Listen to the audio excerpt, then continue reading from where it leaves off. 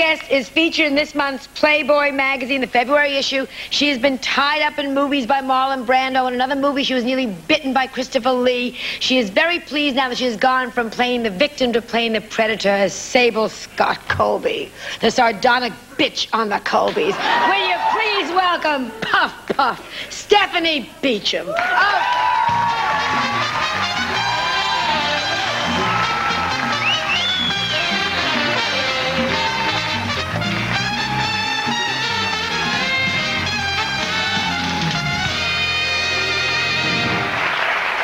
Now, I checked this out, and some of these pictures you're a blonde, and some of these pictures, woo, you're a brunette. I only found out about that the night before last.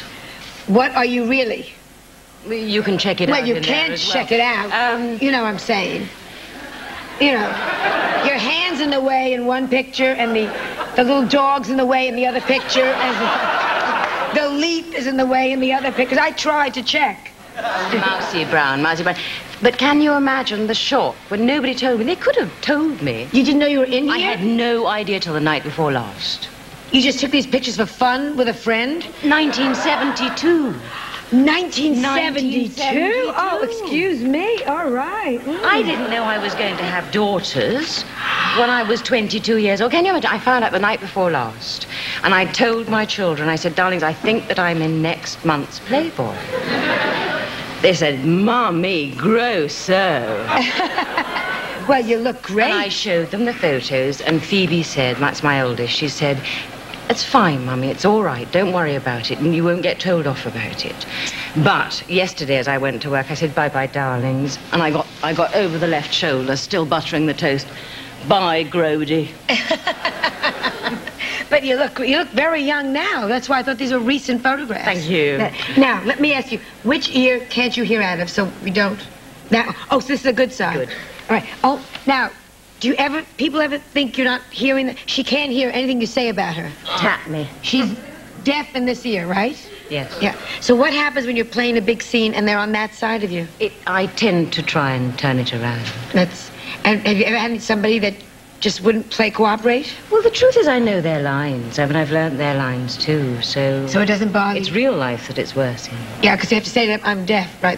I'm deaf. It's such an attractive thing to say. And would you like to see my wooden leg? No, no. Oh, I think, no, when you're this good-looking, it's wonderful. It makes you very alluring. Because it's like... It makes me very snotty, because, of course, people talk to me and I don't hear them. And they say, what a bitch! But that's good, because that's part of your character. On the screen, not in real life. Do people confuse you? Do they expect you to be very bitchy because of the Colbys?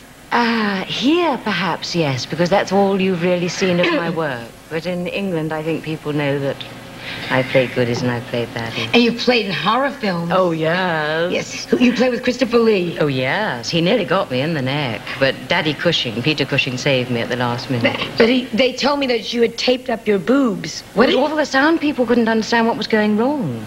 But it's very hard in those white virginal dresses to have the right uplift. And it was sellotape, you see. It made a lot of noise. You mean so you scotch taped your boobs? How? Explain to me. Not that I need it, but I have a friend who is starting to get a little It's a definite tape. First of all, it's crossed at the back. The scotch tape is crossed at the back. Cross it over, round, cross it round the back again. No, I don't need that. Do you need that? I don't need that. Well, I'm not saying I do. My friend, I'm asking. Well, of course, we all got those friends. And so you put it on like that? What if one dropped? It would just be terrible if the thing came loose. I don't perspire like that. I mean, it wouldn't. It's all right. Now, you also did screams. Oh, screaming. I mean, for years, that's all I did. Aren't you worried when they do a close-up of you that they would see the I went to the dentist after I saw a run-through of one of my films. I had all the fillings made white. Because I always wondered about that when people scream in close-up. So what do they do with the fillings? They paint them out? No, you get those white ones put in. It's wonderful. Nonsense, isn't it? Isn't it? Oh, no, but it's wonderful that you can do all these things to yourself. Who else have you worked with? Who are some of the other greats? Marlon Brando, was he fun? Brando. Oh, wonderful. Now, he puts earplugs in his ears so he can't hear very well. So we were a great pair. Did you make love in the screen? Oh, yes. Was he fat or thin at the time? He was quite plump. So you worried he might fall on you and, you know... Crush me to death. Crush you to death. This is it. Yeah, she died under Marlon Brando. You know. No. You know. What did you do? What kind of love scenes? Were you buttered? Quite sadistic love scenes, and improvising with Marlon is, well, I suppose the equivalent would be tap dancing with Fred Astaire. I mean, it's wonderful. He's very inventive. He was brought up on a farm, you know. He's very good at knots. At knots? Knots. He ties very good knots. He had to tie me up. What?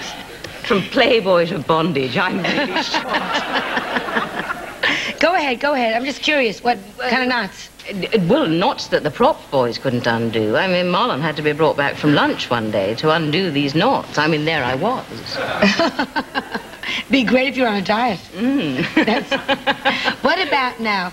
Are you going to stay as mean in your character on the Colbys, or are they going to try to make you softer like they do with the Lexus? That they, like they do with it. I think they want a three-dimensional person. Everybody's good and bad. I mean, Sable doesn't know she's bad. You do know that, don't you? But bad people don't think they're bad. Of course not. Right. I mean, Mrs. Marcos, I mean, anyone, and they don't know. Mrs. Marcos had a charity eyeliner for the poor. She wasn't all bad, you know. But how are they going to warm her up, or not? Or will we lose the fun of her? Well, I think that, I mean, goodness me, can you imagine if your sister went off with your husband? I mean, there's a sympathetic situation to begin with. It depends if you liked your husband. I love that man. I mean, Sable adores Jason. Jason, she says. She adores him. So this is what's going to happen in the future? What? I'm not telling you what's happening in the future. Well, give us one little bit before we go to commercial. Don't turn your back on Pee-wee, by the way. Right back with Tim